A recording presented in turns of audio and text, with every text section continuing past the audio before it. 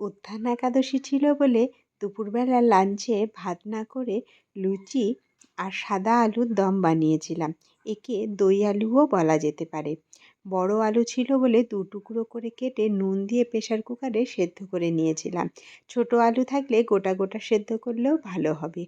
নুন দিয়ে সেদ্ধ করে যখন ছাড়িয়ে রেখে দিলাম, এবার রান্না শুরু করার আগে কাজু বাদাম আর পোস্তকে প্রথমে একটু মিক্সিতে ঘুরিয়ে তার একটা পেস্ট তৈরি করে নিলাম। তাতে 5-6 চামচ টক দই দিয়ে আরেকবার হালকা করে ঘুরিয়ে রেখে দিলাম। এর আগে একটা আদা আর কাঁচা লঙ্কারও পেস্ট করে আমি রেখে দিয়েছি। এবার কড়াইয়ে তেল গরম করে তাতে সেদ্ধ করে রাখা আলুগুলোকে ভেজে নেব বলে দিয়ে দিলাম। ভাজতে তো প্রথমে দিয়ে দিলাম, তেল ভালো গরম হলো তারপরেই দিলাম। এখানে মাঝে মাঝে এমন ধরনের আলু আসে ঠিক বোঝা যায় না, কোনোটা আলু সেদ্ধ হতে অনেকক্ষণ সময় লাগে, কোনোটা আবার খুব তাড়াতাড়ি সেদ্ধ হয়ে যায়। নুন দিয়ে প্রেসার কুকারে 2টো মাত্র হুইসেল দিয়েছিলাম, তাতেই এত বড় বড় আলুর পিসগুলো একদমই নরম হয়ে গেছে। তো আমি ভালো করে ভাজতেই পারলাম না, গোটা কড়াইয়ে কালো হয়ে পুড়ে গেল একদম। যতক্ষণ আলুটা ভাজতে দিয়েছিলাম ততক্ষণ একটা বাটিতে 1 চামচ জিরে গুঁড়ো আর 1 চামচ ধনে গুঁড়োকে জল দিয়ে গুলে একটা লিকুইড মশলা রেডি করে রেখেছিলাম। সেদিন ধনে গুঁড়োটা ঢালতে গিয়ে তাতে হলুদের কৌটোতেই ধনে গুঁড়ো ঢেলে দিয়েছি, তাই একটু হলুদ হয়ে গেছে। তোমরা কিন্তু এই জিনিসটার খেয়াল রাখবে, এই তরকারিটাতে হলুদ ইউজ করা যায় না।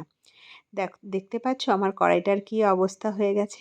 বাধ্য হয়ে হালকা করে ভেজেই আলুগুলোকে তুলে নিতে হলো, আর কড়াইটাকেও পাল্টে দিতে হলো। অন্য কড়াই নিয়ে তাতে তেল গরম করে আবার গরম মশলা ফোড়ন দিলাম। গরম মশলার মধ্যে ছিল ছোটো এলাচ, লবঙ্গ আর দারচিনি। এবার তাতে আদা আর কাঁচা লঙ্কা যে পেস্টটা প্রথমেই করে রেখেছিলাম সেই পেস্টটা দিয়ে দিলাম। এই পেস্টটা একটুখানি যখন হয়ে এসেছে তখন গুলে রাখা মশলাটাও তাতে দিয়ে দিয়েছি। জলে গুলে রাখলে মশলাটা কষাতে বেশ ভালো হয় এবং সুন্দরভাবে তেল ছেড়ে মশলাটা কষে যায়, তাই জন্যই জলে গুলে প্রথম থেকেই রেখে দিয়েছিলাম। এবার যতক্ষণ মশলাটা হচ্ছে ততক্ষণ আরেকটু কাজ করে রাখছিলাম। আদাকে সরু সরু করে কেটে আর ক্যাপসিকামকেও টুকরো করে কেটে রেখে দিলাম। এটা পরে ব্যবহার করব, দেখাচ্ছি তোমাদেরকে এক এক স্টেপ করে পরপর। মশলাটা হয়ে যাওয়ার পরেই গ্যাসটাকে বন্ধ করে দিয়েছিলাম। কড়াইটা একটু ঠান্ডা হয়ে আসতে দই, কাজু বাদাম আর পোস্তের যে পেস্টটা করে রেখেছি সেটাকে কড়াইয়ে দিয়ে দিলাম। ভালো করে আগে নেড়ে নিয়ে তারপরে গ্যাস অন করলাম, আর মিক্সির বাটিটা ধুয়ে একটু জলও দিয়েছিলাম। তারপরে যখন হালকা একটু ফুটে এলো তখনই সেদ্ধ করে ভেজে রাখা আলুগুলো দিয়ে দিলাম। এই আলুর দমটা করতে বেশিক্ষণ একদমই সময় লাগে না, কারণ আলুগুলো সেদ্ধ হতে তো আর নতুন করে সময় লাগবে না, তাই তাড়াতাড়ি হয়ে যায়। যখন আলুগুলো আর একটু মাখিয়ে নিয়ে 1 চামচ চিনি আর সামান্য নুন দিলাম। নুন তো আমি সেদ্ধ করার সময় দিয়েই দিয়েছিলাম বললাম, তাই হালকা একটু নুন দিলাম শুধুমাত্র গ্রেভিটার জন্য। এবার সেই কড়াইটা ধুয়ে যেই কড়াইটা পুড়ে গেছিলো তাতে সামান্য তেল গরম করে তাতে ক্যাপসিকাম আর কুচিয়ে রাখা আদাগুলো দিয়ে দিলাম। এখানেও দেখো ভুল করলাম, আদাগুলো প্রথমে দিতে হতো, ক্যাপসিকামটা পরে দিতে হতো। আজকে যেন শুধু ভুলের পর ভুল করে যাচ্ছি।